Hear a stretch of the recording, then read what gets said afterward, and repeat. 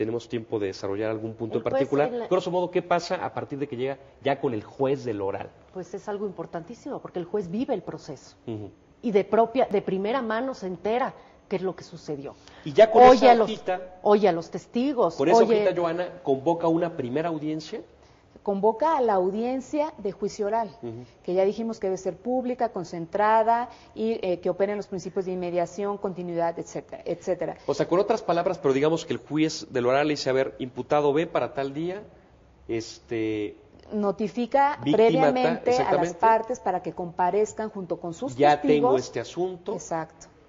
Y también les pregunta, ¿qué pruebas van a desahogar? No, ya las tiene en el auto de apertura a juicio oral. ¿Qué hizo el juez de control? Que hizo el juez de control. Pero aquí algo también interesante es que las partes estarán obligadas a verificar que todos sus testigos comparezcan para esa gran audiencia o la audiencia central del proceso penal, que es la audiencia de juicio oral. De tal suerte que el día que dicta fecha para audiencia el juez, se supone que ese día escucha a la parte acusadora, al inculpado, a sus defensas, desahoga las pruebas y tiene una visión de todo el asunto.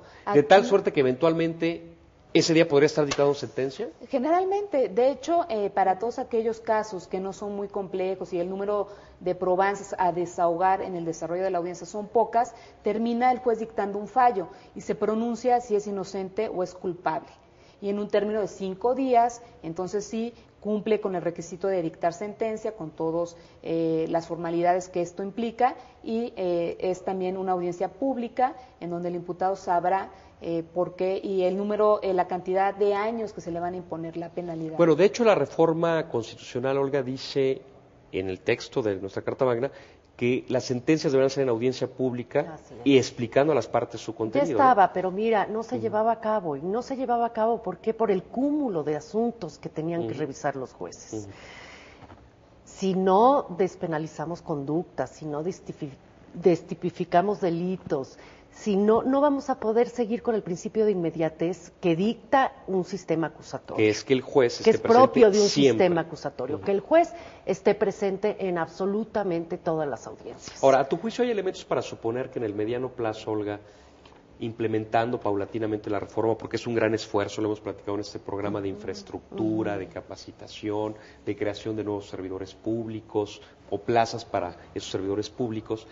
¿Sí crees tú que podemos estar hablando de que un juicio oral se puede estar resolviendo en 24, 36, 48 horas? Pues mira, si tú despresurizas el sistema penal de delitos leves, es decir, si a los delitos leves les das otra causal que verdaderamente funcione. O sea, acabamos con lo que hemos denominado populismo penal, destipificar conductas que no tienen que ser delitos. Así es. Si funciona la mediación. Sí, vas a desjudicializar por medio de los juicios orales. Exactamente, ¿no? van a tener ya no va a haber menos trabajo tanta los jueces y burocracia por lo tanto al tener que analizar funcionar. expedientes y expedientes. Entonces vas a desjudicializar, vas a destipificar conductas, ¿sí? Y ahora lo importante es que a los delitos leves no estén en prisión, no estén sobrepoblando nuestras cárceles, sino que verdaderamente se les dé un cauce por medio de la justicia alternativa. Y entonces sí el juez va a tener lo central del asunto, que son los delitos graves que lesionan a nuestra sociedad. Al tener, van a ser muy pocos, bueno, esperemos, menos los delitos, y entonces va a tener todo el tiempo del mundo para hacer valer el principio de inmediatez. Claro. ¿Sí?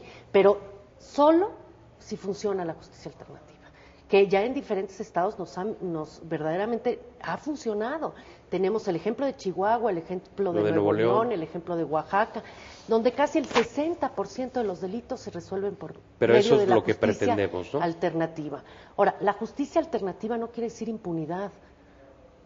¿Por qué? Resolución de conflictos. Porque es la reparación del daño, es un acercamiento a la víctima y al victimario. Tiene un efecto resocializador, tiene un efecto preventivo, ¿sí?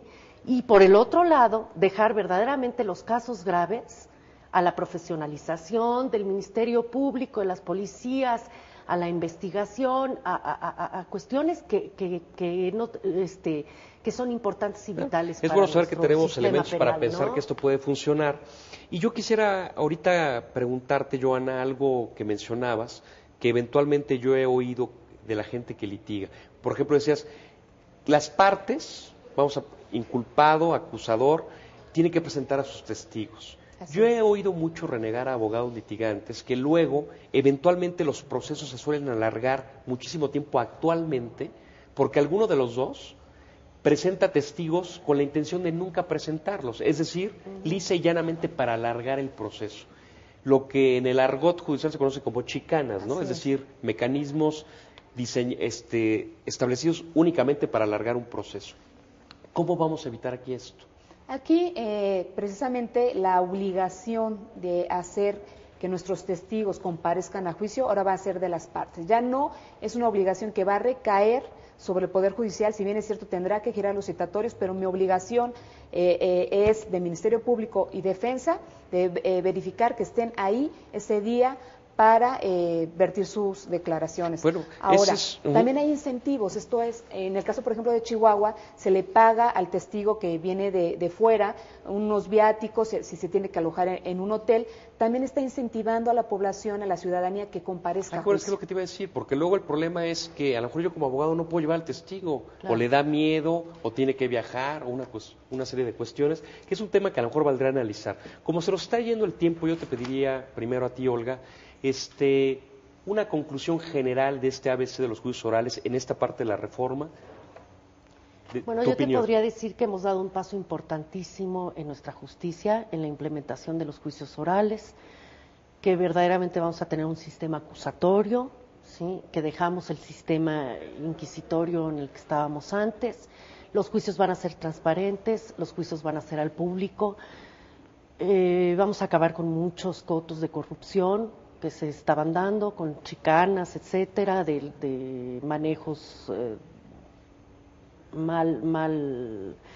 Es decir, vamos a hacer la justicia con mucho vicios. Más transparente. 10 segundos, Leona, para tu conclusión. Mi conclusión es que esta es una reforma que nos ubica en cambios de tercera y cuarta generación y que ya depende y poner mucho hincapié en el legislador secundario para que haga los candados y los códigos que realmente hagan efectivas estas nuevas reformas, ¿no? Y estos nuevos derechos que se consagran en la reforma constitucional. Bueno, pues que así sea, se nos ha acabado el tiempo, no me queda más que agradecerle a Olga Noriega, a Joana del Río su presencia, muchas gracias, creo que fue muy ilustrativa, a ustedes que nos hayan sintonizado y los esperamos el próximo lunes a las 7 de la noche. Gracias. Gracias.